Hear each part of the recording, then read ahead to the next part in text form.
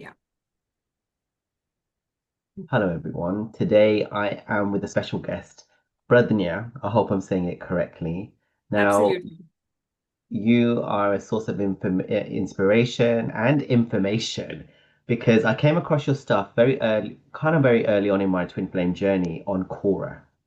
And you're like one of the few sort of holy grails of information where I felt was accurate information and it wasn't all this fairy tale stuff, you know? So, Yeah. how did you get to that stage where you are now basically helping twin flames and doing all this stuff? Is this something you've always done? Were you always this way? No way. I think 3 years back, I had no idea what I have been doing. So far, I was not at all aware of what I'm doing right now 3 years back. So it has absolutely it has evolved. And when I started writing on Quora, it was completely accidental. And now I don't see that it was accidental because so much happened after that. But the most interesting thing how I started on Quora was in 2016, I had a physical meeting with my twin flame where we both were aware of the connection and he was understanding and acknowledging the connection. So that meeting was very profound and it was physical. So that meeting validated so many things in one go in that short period of time that something completely changed inside me and there was a huge shift somewhere inside me. So many things started validating and exactly after 14 days, I still remember that. Exactly after 14 days after that meeting, I started automatically getting connected to the collective. I had never interacted with any other person who was experiencing something similar till then. So people started contacting me. They said, "Oh, I want to add you on some group because you are going through some journey." And I was like, what is happening? Why these changes are happening to me? And then one day I happened to see Quora for something completely different related to my professional work. And I happened to see a twin flame question over there. Somebody was asking something, and I felt this urge to answer it because I thought I knew what the answer was. So I answered just like that, and I forgot about it. And then with that algorithm, a lot of people started asking me questions on the same topic. And it's not that I have answered all the questions, but that's how it started. It was not at all anticipated. And here it is now. It's a long Yeah. story. I mean, if I start talking about it, I can talk about it for a month. Because you have obviously your YouTube channel, you have your social media. It's very in depth, and we're going to share all the links because people should follow you because it's great. And then you have your coaching, your courses, whatever you do like retreats as well and all sorts of stuff. But I want to kind of like go back and see because you were on the twin flame journey for a while, so it wasn't like you just all of a sudden and all it happened. And basically, what you're trying to say is all the things you thought were happening, he confirmed them when he came and told you, yes, I was going through this and that. Because a lot of people Yes. think, what are they going through, you know? Yeah. And yeah, so let's start from the beginning. You as a person. So where are you? What was your family like? What was your upbringing? And then, also, I feel like there's a lot of not true twin flame stuff out there. And I think if you're a true Yeah. divine feminine, A you lot. have that urge to, and there's not many of us actually, but you have that urge to speak truth, and the truth is very in depth, and that's why you were received well, I think, because you don't bullshit. You're telling the truth because you went through it yourself. So can we start from the beginning of your life until you met your twin, so people know like a general. Okay. So I come from India, obviously. I don't think I have to say that. I think my accent and my appearance probably talks about it that I am from India. And my upbringing has been in a very middle class family who believed in simple living, high thinking philosophy. So my childhood has been very good, I would say. Like my grandparents and my mom raised me up. My dad passed away when I was 8 in an accident. So that was one of the major traumas that I went through at the age of 8. And my mom has been a single mother, raising me and my younger brother up all my life. I have seen her being a very, very strong feminine as well as masculine, balancing very well. So my mom has always been my role model, how she dealt with her challenges and her life after my dad passed. So till the age of 13 to 14, my life was normal. My grandparents and my mom used to take care of us quite well, and very good, very rich, culturally, and in terms of values and education. It was a very great exposure given to us. So all those things were really great. But I met my twin flame at the age of 14. So I was in ninth standard that time, and he used to stay in the same locality, in the same community, just 3 blocks away from my house.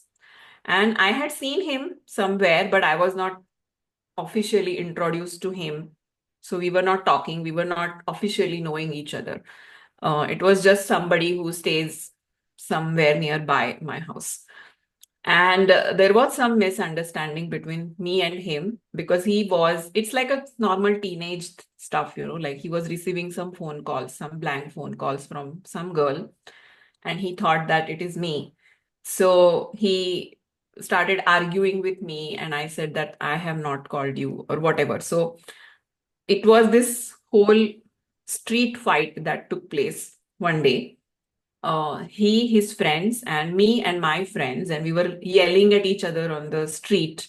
And he was calling me all the bad names you can think of. He called me, I'm a characterless, spoiled brat who seeks some sort of entertainment in pranking people. And I was trying to tell him that no, that is your misunderstanding. I have not done anything of that sort. But he was not ready to listen. Now, the whole thing was when we actually were standing so close to each other, less than 1 feet, yelling at each other. I was looking at him and I was completely awestruck with his aura or his charm. He was very charming. And even he was extremely angry at me. I was completely in some sort of a trance, like, who is this person? And I was, even though I was verbally talking nonsense with him and arguing and pleading myself, but somewhere back of my mind, I was like completely impressed with his, aura or whatever you want to call it.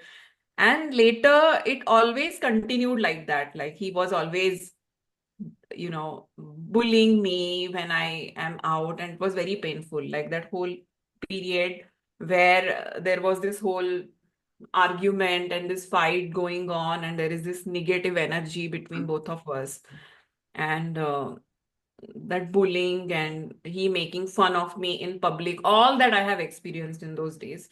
And somewhere in my heart, I tried hating this guy to my core, that I don't want to like this guy, but it couldn't happen. I couldn't really, even after trying so much, I couldn't hate him. So Is he the slowly, and I same was just age? 14. He was the same age. He was 16. So he was 2 years older to me. So I think it was my first time experience to, know somebody like that in such an intense environment. So I didn't even know how it feels like, falling in love. I had never had that experience at the age of 14. So I think that was the first time. Then I slowly started realizing that maybe I'm really liking this guy because I'm falling in love with him.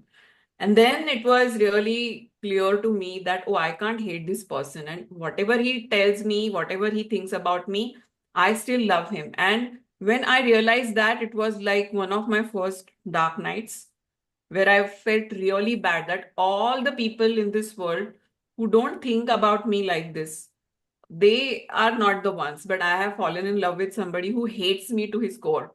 So that whole dynamic started from there, and my initial journey, I was not even aware that it is a twin flame journey or any sort of a spiritual journey. But that period has taught me some amazing lessons of life. And the whole amazing thing about that period was that I had nowhere to turn to. I had nobody to ask what the hell is happening with me. There was no internet. I'm talking about 1990s. So there was no term called twin flame, or there was, but of course there was no way I could have come across it. So all that I have navigated in my experience has been through my intuition, and I thank my spirit guides for that. That I thankfully I had nothing to bank upon, and I think that is the reason why I naturally developed my intuitive guidance so well, because I just had that in those Where days. did you That's how come it across, how started. did you come across the term twin flame? What does it, when did it appear to you? Or what does it mean? The actual thing, what's the definition? When I came across the term twin flame, it was 2011. So most of my initial journey, like first 21 years of my life after meeting him, I navigated my experiences without that label. And I think the way I got to know the term twin flames is also very interesting, because in the second inning of my journey, like initially, of course, there is a lot that happened in my journey. We were both single, but we moved on. We were not in a relationship with each other. We didn't get married to each other. So he moved on. I moved on. I got married to somebody else. I moved to Dubai. And there was almost 7 years of no contact where we were not in contact with each other. And then suddenly this whole third energy started coming back to me again, that I'm missing him. I'm having this feeling of longing. And I started feeling so guilty in my heart that I'm married now. I have a daughter. Like my daughter was like 1.5 year at that time. So there was this immense guilt in my heart that what is this? Why I'm thinking about this person out of nowhere? And this is not right, because I am not doing right with my husband. I'm a married woman. I kept running from that energy for months. There used to be nightmarish dreams that used to come where I'm trying to contact him, but I'm not able to. That also put me very much in the pain. And then one day I started realizing that I have to accept whatever is coming to me. So I accepted that, okay, I have to confront him. I have to tell him what I am feeling for him. So I wrote him an email. He replied to me with a lot of empathy, but he said that, okay, let's not be in touch because it's not right, because you are married, I am married. So let's say goodbye. So when he said that, I think that was another dark night for me, that I realized that he's empathizing now. He's understanding a lot of things anyway, even when we were not in contact. But now we are in separation. So that whole thing came so badly on my heart that I again went into a dark night. And that's when I started seeking something, that started realizing that there is something beyond my understanding. It's not like normal relationship or normal obsession that I'm having for somebody. This is something beyond that. And I used to always feel that there is something missing in my life. I have to search for something. I also remember the days that I used to open Google, and I used to just stare at the text field where you enter your information, what you want to search. I used to just stare at that blank page thinking like, what is it that I'm supposed to type? Because I'm searching for something, but I don't know what. And I used to feel very heavy in my heart. And in that phase, one day I happened to, you know, drop upon one video, which was a song that is by this composer musician by Deva Premal. You must be knowing that Namo Bhagavate Vasudevaya. So it's like a chanting. So she's And a it was such German, a she's a soothing German thing. person, right? She's German and sings Hindu songs and prayers and stuff, yeah. Yes. So it was such a soothing thing to my ears. I really started feeling very peaceful. So I kept that video on. I was not paying attention to what is actually playing there visually.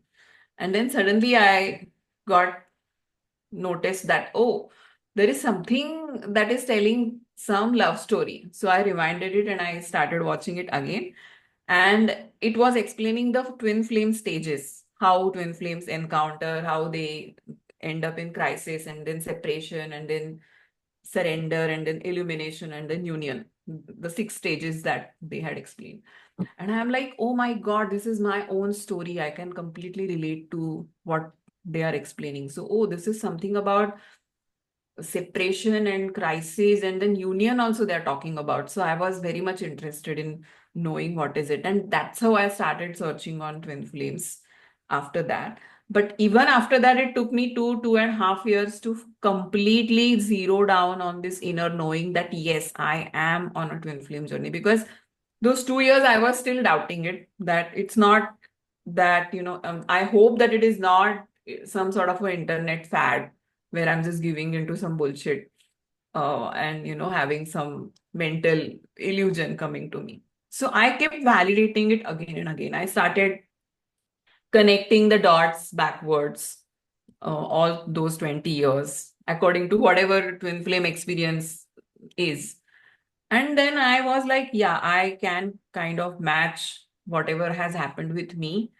And then after that also, when I got the label, after that also certain things happened between both of us which kind of validated it, that if he's coming back on his own, if he's asking me questions when I'm not at all expecting, if that connection is unfolding in my life without me pursuing it, that means there is something from that side also. So that kind of defines some sort of a connection between me and him. So that's how I slowly started validating that. And finally, I think in 2012, September, October, I was at that place where I was 100% convinced that, yeah, I am in a twin flame journey. Yeah, so that's how it happened. So there's so much information that we're gonna get into gradually. We will get into it gradually. So what is the difference for people watching? Because a lot of people get stuck in this whole karmic thing, twin flame, soulmate, and I feel like some people also say there's only 144,000 twins. What's your take? With 144,000, somehow I don't resonate with that theory. Why? Because if you understand the whole spiritual realm or the kind of spiritual ascension that we are going through is very dynamic in nature. Nothing is carved on the stone that, oh, this is how it's supposed to be. It's very liquid. The way you are responding to that energy, how the spirit realm is responding to you. There is so much over there. So it's very fluid in nature and it's very dynamic. I don't find a perfect word to describe that, but yeah, that I can Everything's go. in flux, isn't it? Everything is just movement. Exactly. So if the whole nature of spiritual evolution is like that, then it doesn't make sense that anybody from the higher realm will put down some number and freeze that number for any reason, that, oh, 144,000. I mean, somewhere it intuitively doesn't make sense to me. And if you have read Dolores Cannon book, The Three Waves of Volunteer and the New Earth. In that book, she has not specifically mentioned that, but this is something that I have realized in terms of my psychic ability to receive certain things. If I'm reading a certain book and if I'm receiving a certain information from a certain book, I would also start tapping into that field of awareness and I would start intuitively understanding some things that are not in the book, but they are related to that information. So in that book, this particular thing was given, how the whole thing is dynamic and how the volunteers actually chose this universal call of Galactic Federation of Light to come here on this planet for the Ascension experiment. So when I was reading that chapter, somehow this knowing has come to me that it is so dynamic in nature. I can give this example. If you are on a battlefield and if you're, you know, doing this war with your enemy, the soldiers, the kind of strength of your team of soldiers will be provided to you according to what you need at that same time. If you went there with the team of 1,000 soldiers and you understand that we need more strength, you would ask for that strength to your country, that 1,000 are not enough, we need 2,000 or we need 3,000. Why we would do that? Because whatever is unfolding on the battlefield, according to that we would Respond. change our needs, change Mhm. our decisions. And I think it is the same thing when it comes to Ascension experiment. According to whatever is the need right now on this planet, how much strength or how much light, how much volunteership you need, according to that the decisions will be made. So I think it's very dynamic in nature. I don't resonate with 144,000. Maybe there is something to it. I don't know. But somehow I personally can't really resonate with Do you think that. everyone has twin flame?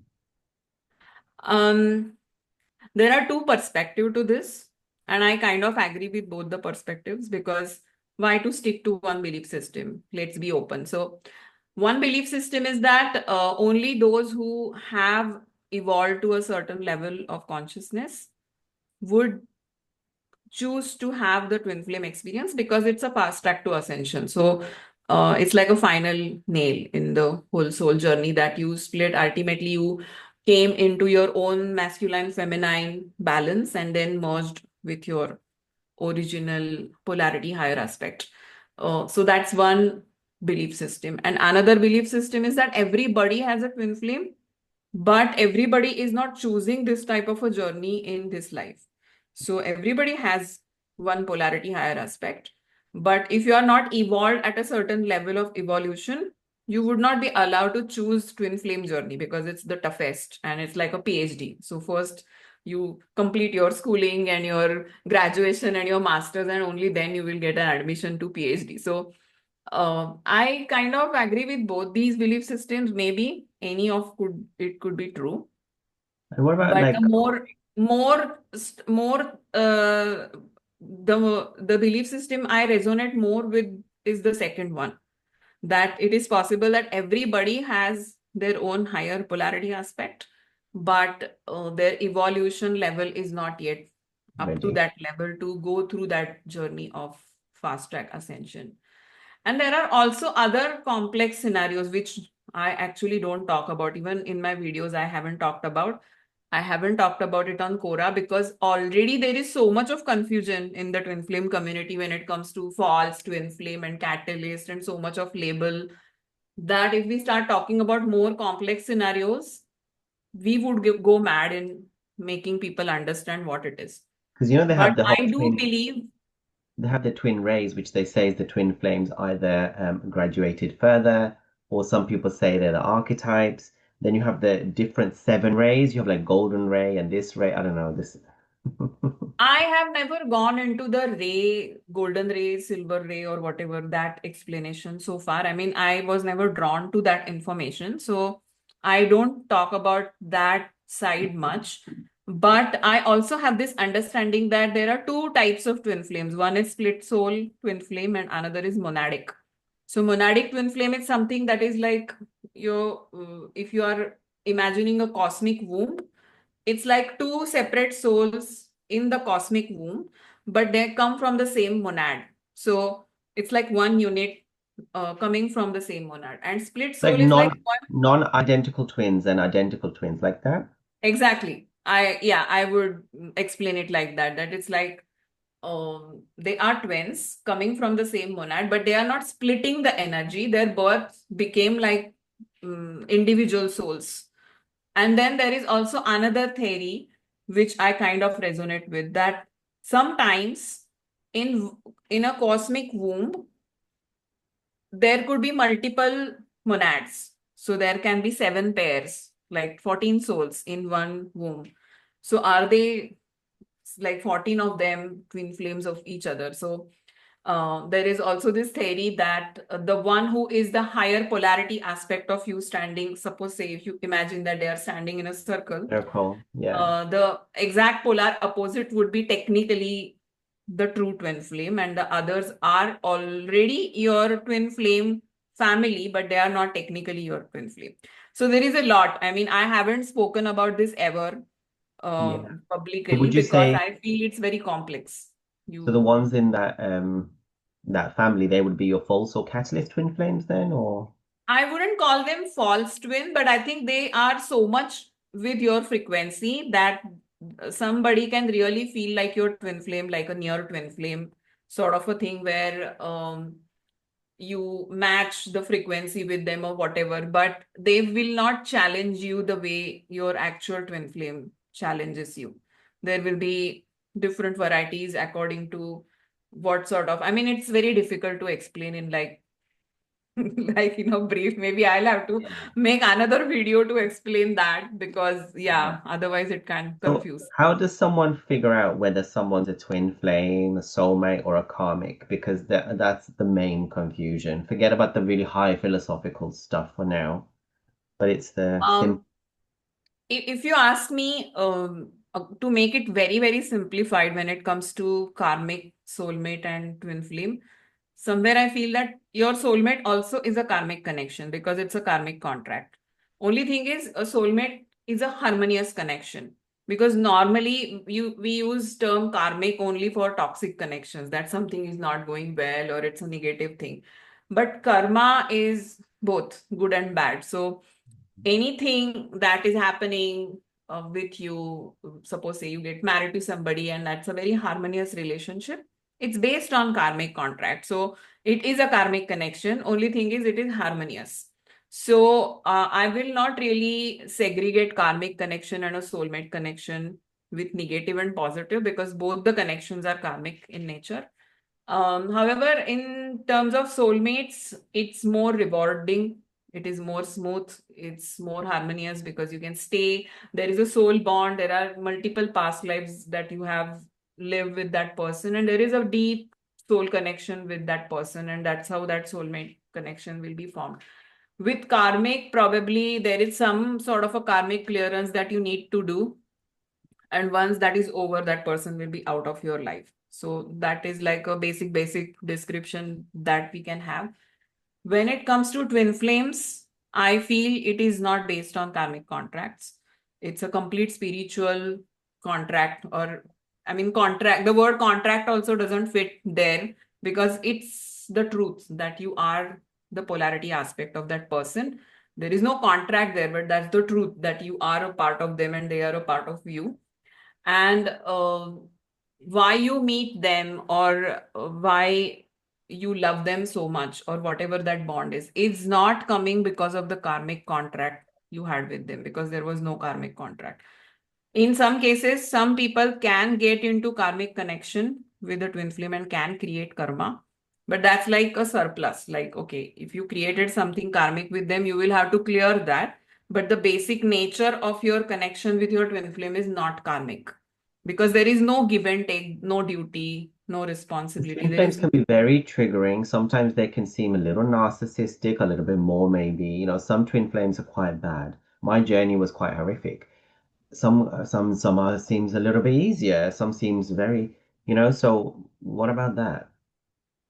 I feel okay when it comes to narcissist, labeling our twin flame as a narcissist. I don't know how you navigate with that and if you feel it is true. But somehow I feel that there is a very thin line. I mean, if you really want to find a definition of a narcissist, somewhere I feel a narcissist will not let their victim get out of their control. Like the victim has to be in their control. Then you can call that person is a narcissist. Mhm. But in so many twin flame scenarios, we see that the person is running, like they don't want to see your face. They are not controlling you. So they treat you as if you don't exist. So that's a basic difference between being a narcissist and a twin flame runner. Because runners are not controlling you. Runners are least bothered about your existence also. So somewhere I feel no, it's not narcissistic. It may seem like that because the way you are challenged, the way your twin flame is showing you the shadow side of you, you would start feeling that, oh, this person is a jerk, or oh, he doesn't care for me. But if you really go deep, you will understand that it's a different dynamic. You can't call that as a narcissist. Mostly, the heavier it is, I think the more shadows you were holding inside you, and that's why those shadows are coming in front of you. So instead of calling them a narcissist, you could look into yourself and see what is it that makes you feel that that person is a narcissist, because you are holding something, some block, which makes you feel that. This is Okay, what I feel when it comes to the term narcissist. Yeah. I agree. So do you believe in false twin flames and things like that or Um, catalysts? I never believed in that because for me, it was never the experience. Okay. So Same, same.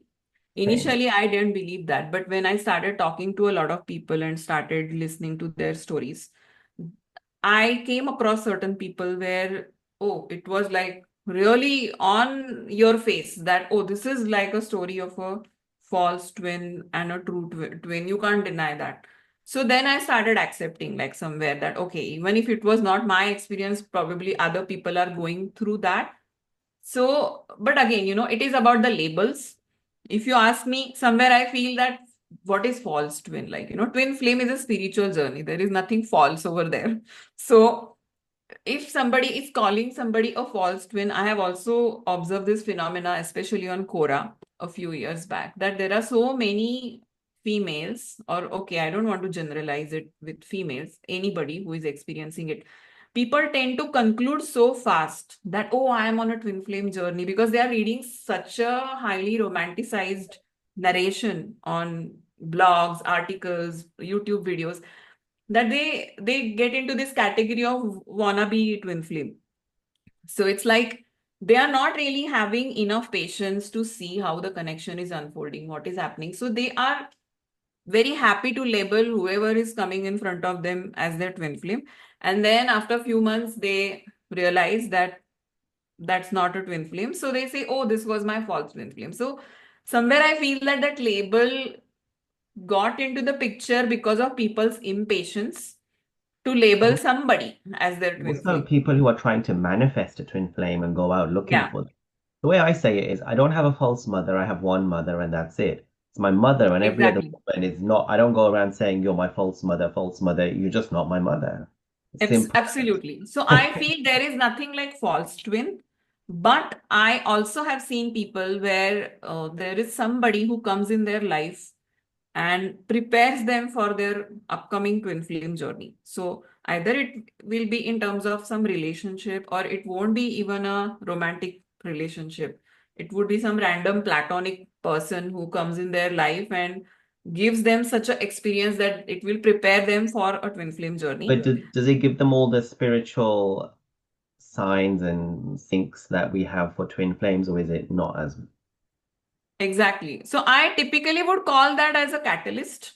yeah? That you can't call that as a false twin or whatever. You can call it a catalyst because that person or that energy that came into your life became a one step ahead for your true spiritual journey. So call it a catalyst. So let's go back to your personal story because you started talking about how you met as young children and there was a lot of fighting, well, from his side, but you couldn't hate him.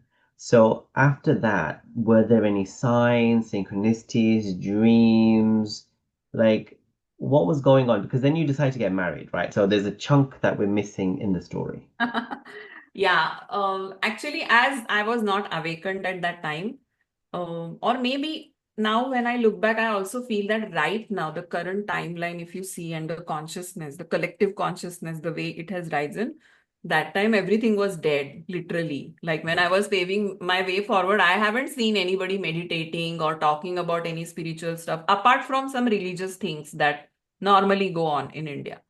So, when it comes to dreams, I am personally really not remembering any specific dreams that I have received in those days. Maybe I have, but I'm not remembering. So, I don't think there was anything important that came to me in those days. But very, I was receiving very keenly a lot of intuitive messages. And some of those messages were like, you have to hold on, you have to keep up. I mean, this message has always been coming to me all my life since I met him, that there is something with this person and that story will unfold. So you don't have to give up on that. He will be back. He will be back. So many times I have heard that, even when it doesn't make sense. And that time I was not knowing where these thoughts are coming from. Maybe I am only thinking very positively. But now I understand that it was not my thought, my spirit guides or my higher self. Somebody was putting those thoughts in me. And But the real, after you awoken to the concept, did that increase then? All that stuff. yes, 100%. So initially, like when I was a teenager or my early 20s, I would not say like it was a lot of conscious guidance I was receiving. I did receive a lot of guidance, but it was not conscious. And the first experience that I realized that somebody is guiding me on this experience, and that is why I concluded that this is not normal, was when I was 22 and I had just finished my master's. I did my master's in Bombay and I came back to Pune because it was my hometown. And I had already written an email to him 2 years back that I really love you and I'm not expecting anything out of you, but I just wanted to say that I truly love you from the bottom of my heart. And he did not acknowledge my message for 2 years. And that was one of another darkest periods of my life because I felt every negative emotion after that. That I'm so stupid. Why did I send that letter to him? He must be making fun out of my confrontation with his friends again. And I'm so stupid. Like all these negative thoughts have come to me in those 2 years when he did not acknowledge my letter. But 2 years after my sending him that letter, one day out of the blue he came in front of me. And that day I was very sad and I was thinking that just have to forget him. It's of no use of, somewhere I was waiting, like he will come, he will understand. It was not happening. So I was very angry and I decided, I talked to God that, there is no love, no faith, nothing, all these are movie concepts. Nothing like this exists because if it existed, I would experience it because I am loving this guy from such a bottom of my heart and I haven't seen anything happening. So this is the last day. I'm not going to think about him from tomorrow. I know it is going to be very tough, but I have to do it. I decided it like 110%. I'm This is done. the last day. Within 15 minutes, you won't believe, within 15 minutes, I was standing next to my house entrance. Within 15 minutes, he arrived from somewhere. He stood in front of me and he said, I got your letter and I want to talk to you. But it's too late right now. We would talk sometime later in this week. So I said, okay. And he went.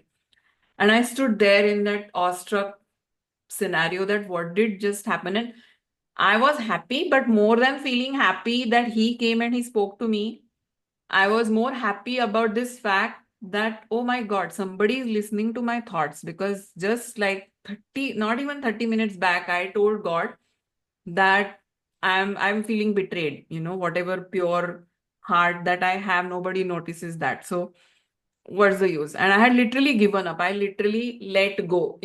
When you say that when you let go, then the things happen. This was like a first-hand experience that I experienced, that I truly let go of that desire that I'm waiting for him or he has to come back. I literally let that go completely, 100%. And within 30 minutes, it was a turnaround. And that was like a miracle because the person who was not talking to me for last 7 years, bullying me, hating me, insulting me in public, that person came to me in less than 30 minutes and told me that I want to speak to you. So it was a major, major milestone for me. And that's when I started realizing that somebody is watching me, somebody is noticing my thoughts. And that was very comforting. It really made a huge shift internally for me that, oh my God, I don't have to worry. I don't have to fear about anything because somebody is noticing my thoughts. So did he have the conversation? Yes, he did have a conversation, and that time he was very much conventional and he was dating somebody. So he came and he said that, oh, I understand. I read your letter, and but I just want to say that I can be your friend, but I don't want to get into a relationship because I already am in a relationship. And I was still happy about that confrontation that he had because I was like, oh, at least he, in the place of understanding me, he is not looking at me in a negative way. He is appreciating whatever I have said. And I now truly understand that whatever I wrote to him in that letter, he got really touched by whatever I had written to him. And he was confused because he was already dating somebody, but then he also felt such a connect with me at that time. But But what does the DM go through? Because he told you in the end. Absolutely. He has told me everything. So initially, he said that he was genuinely hurt and angry with me, that because he felt that I was Only pranking him or myself. whatever. And another reason why he was so angry, because he too lost his dad at the age of 13. So those things I think we have in common, like most of his experiences at that time were very similar to mine. And he was the only son for his mom and his dad. So his mom was absolutely devastated by the demise of his father. And at the age of 13, he started really feeling that he is the man. He has to become a man of the house because Pressure. his mom was not very strong like Yeah. my mom. Yeah, yeah, yeah. And she was crying every day and she was not able to cope up with that loss. And it just came, everything came on him. And he was in that state that he's so sad or he's still grieving for his father. At the same time, he really needs to stand up and buckle up and all those things. So maybe because of those, he was already in that state of trauma and loneliness and things like that. And he said, because of that, I really reacted very harshly when something happened between both of us. Okay. Mm. And so he has gone through his own trauma. He has always dealt with his extended family not supporting him enough. He being a man of the house, losing his father, like many, many things he has got a lot of trauma from. Did he And get the signs and the dreams about you? he did. He definitely did. But But that later. time when he used to get the signs or the dreams, he was not aware why these signs are coming from, for, or what he actually needs to make out of them. So initially, there were things that came to him. But however, the second inning of our journey, when we both were married to different people, and I sent this letter to him that I again want to tell you that I am thinking about you and this energy I'm still feeling. And he said that let's not talk to each other in 2011. Sorry, that letter I wrote to him in 2009. I was not even awakened that time. Since 2009, he has been receiving a lot of dreams and lot of signs.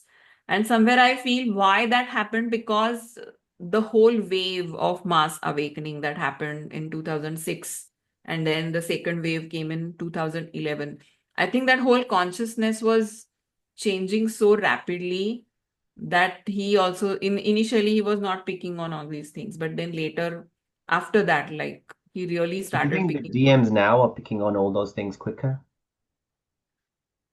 It depends on the belief system, I guess. Because I have also seen people who don't believe, especially, I mean, of course, I don't want to categorize it in the gender way that, oh, male thinks this and a female thinks that. But overall, I have think that people who are coming mostly from the rational thinking style, who Hmm. are very logical, their logic and rationality and their belief system both together will impact how they navigate through the journey. So in terms of my twin flame, he was very spiritual. He believed in souls, he believed in reincarnation, he believed in dreams, he believed in telepathy. So when it comes to his belief system, it was not a hindrance. So he was able to receive and he was able to accept because his belief system allowed him to But not accept. understand fully first. Exactly. Or later, someday, after some years, I think he also started understanding it. But initially, he was not understanding what the hell is happening. Um, with a lot of other peoples, I have realized that there are male twin flames or people who are logically thinking, they are not able to accept that they are having some connection with somebody or this is some sort of a soul connection because they don't believe in souls itself. Many are atheists. So Mm. if you are having that sort of a belief system, it becomes more confusing. Yeah. What mistakes did you make and what accelerated your journey? So what's the things you should do, you shouldn't do? Um, when it comes to mistakes, one thing I have overcome that regret, but I used to have this regret in my journey that When I moved on and decided to get married to somebody else, somewhere I had this regret that I should have given my best. I didn't give my best.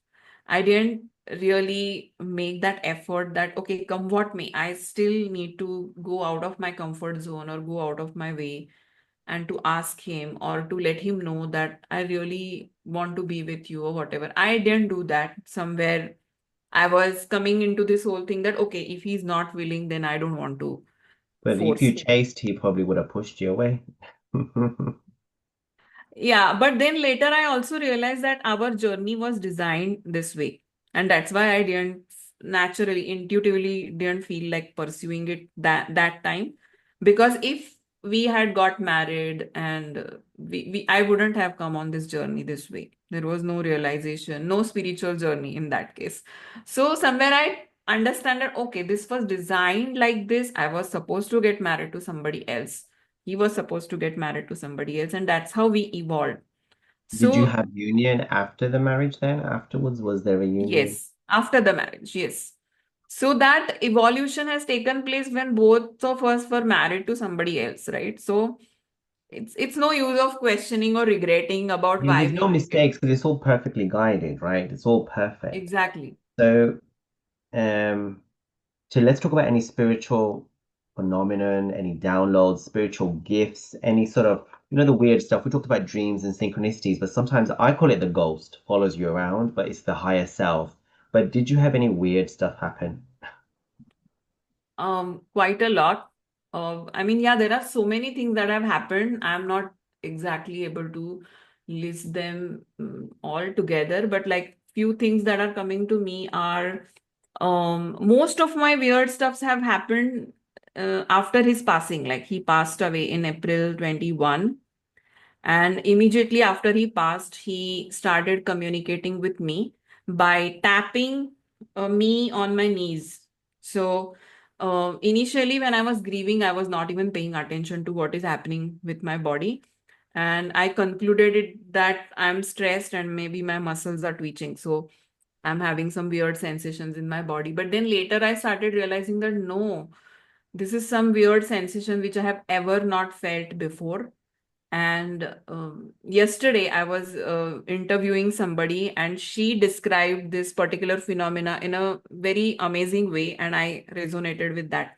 She said that it feels like the way a mother is carrying the baby in the womb, and if the baby is kicking the mother from inside, how you will feel like there is some small existence inside your body that is kicking you. So there are some small kicks that are felt in your stomach or even on your chest or things like that when a mother is carrying a baby.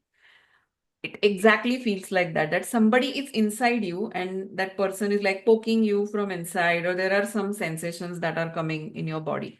So I started feeling those sensations, and there was this amazing period in my life where I was trying to validate that is it him or is it my imagination. And it was a beautiful period because uh, I mean, life is so weird that it was also a very most painful period of my life, but yet it was a very beautiful period of my life because I started sensing, like I started asking him, is that you? Are you tapping me or am I imagining? And I also started getting responses to my questions in most weird ways. And then I was like, oh my God, this is like, I'm really getting that validation when I'm asking questions. Um, so it kind of became a routine, and I feel I mean, if somebody hears this, I have never shared this with any of my family members, but if I do, they will feel that I have really gone insane with my You know what? sanity.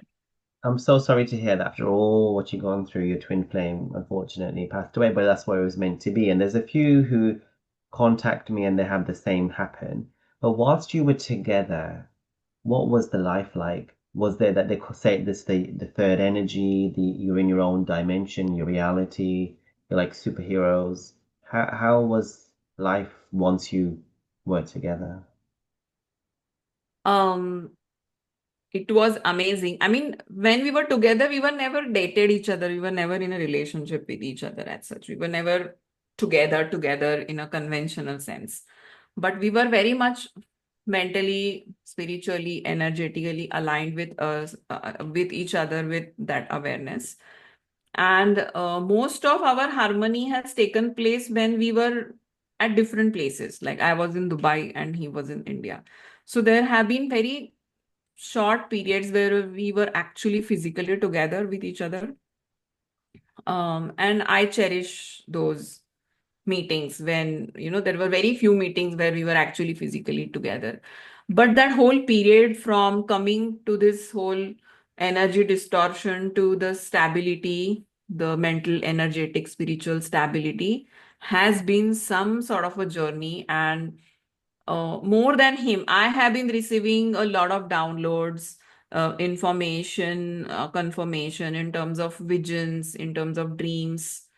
Um, uh, I mean, as you're specifically asking how the life was when he was around, initially it was very painful since 2011 when I Triggers? awakened, Triggers? and since 2011 to almost 2018, it was very painful because I was really going through this aggressive progress of ascension and awakening, and There was a lot of triggers lot happening. of triggers because that unblock and disconnection connection cycles were obviously there. My husband was upset once because he discovered that I'm talking to somebody else. So navigating your matrix life, your partner, along with your twin flame was And absolute challenge. Ascension. So how did you balance that energy? Some people talk about you have to heal or you have to balance or whatever you have to do. What's your advice to people? I think first lesson that I have learned on this journey is to accept. I mean, that I would say like the first step Accept in everything. accept everything. So accept, and there are so many things when it comes to acceptance, like accept yourself, accept your twin flame the way he is. Like, for example, the way people call them labels, narcissist, and why you feel like calling them, because you are not able to accept the person the way they are. Just Judging them. accept them. So I have realized this big time that as a divine feminine, holding the major energy of a divine feminine, the major role of a divine feminine is to hold the space for anybody. It's not just your twin flame, but holding space is a natural trait of a divine feminine. So when you start holding that space for your twin flame without judgment and accept them with their flaws and their limitations, and place them inside your heart with love and grace, I think that's when you would start coming into your integrity. You will automatically start losing your fear, losing your anger, or whatever. That whole integrity first needs to come in place. So that's the So divine feminine. What's the divine masculine's role? I think divine masculine is a north star of your journey. Somewhere I feel that they are the activator, they are the facilitator of your journey. And with whatever the way they are behaving with you, the way the whole journey is unfolding, their job is to be a way sure to you or to activate you for a certain journey. Initially, when I was a naive person in this journey, I used to feel that, oh, I am the one who has awakened, and now he's behind me. So he also has to awaken. I used to expect everything in a same way, the way I have been going through. And I feel now it is the biggest misconception that people have. It's not about them following your footsteps because they are the activator of your journey. So they are not going to necessarily follow everything that you're doing. And there was one major download that I had received, that I used to feel that he is spiritually less evolved than me. So he has to catch up. I am the one who is awakening. So I'm the one who is leading the whole thing. And that download actually gave me this understanding that your twin flame is way much more evolved than you. He doesn't need this awakening. He is just incarnated here to activate you and facilitate your journey for your spiritual growth. So you So need to did be thankful to him, because I used to be in that space that I'm blaming him. Oh, he doesn't care. He doesn't love me. And that download actually showed me this fact that this is like a epitome of unconditional love, that a soul who doesn't even need to be here.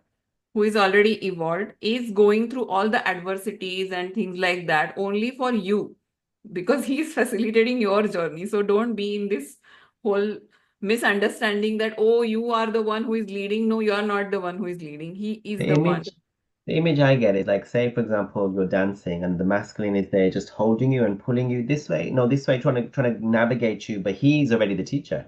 But he's helping you and he will pinch you here maybe or turn you here and correct your posture here because he needs to help you. But and you say, "Oh, stop touching me, stop annoying me." He's the teacher in that sense, you know. I Exactly. get it. Exactly. You That's a know, very we amazing example that you gave. Yeah. I love metaphors. We could talk for hours, okay? And I think we're gonna need a part two, maybe part three. I think we need a series on this. But as we close, um, is there anything you want to tell people watching right now to help them on their journey for now? I mean, there's still so many things we have on this interview. Like, we've only went through one side of the one page of the out of 4 pages. But is there any advice you want to give what we can do whilst we're in separation, I think? What we can do whilst we are in separation. Okay, so this I can give as a parting message about separation. That a lot of people feel that, oh, separation, like most of us are looking at it from the physical separation point of view. But what I understand is that why that separation happens is very important to understand. And that separation happens because of the certain energy dynamic that exists between twin flames. So when the separation happens, that separation has to happen. It is inevitable. Imagine that if you are supposed to purge your density, or you are supposed to awaken, you are supposed to um, go through the ego death process. If your twin flame is around you, you will always feel blissful. You will be so much in your comfort zone. There is no opportunity for you to break out of your ego and your conditional belief systems to awaken to something that you are actually. So Mhm. without separation, it cannot happen. So the Yeah. separation is inevitable. You have to accept the separation as a part of the process, not as a tragedy that, oh, he ditched you or he triggered you or whatever. That's like a human way of thinking that. But if you are rising yourself above a certain level and see why that separation is happening, probably you will be able to deal with that separation in much mature way. The That's gift what of I feel. separation. And Well, you know another what? very important aspect of separation is that it would start opening up to different dimensions which you otherwise won't tap into.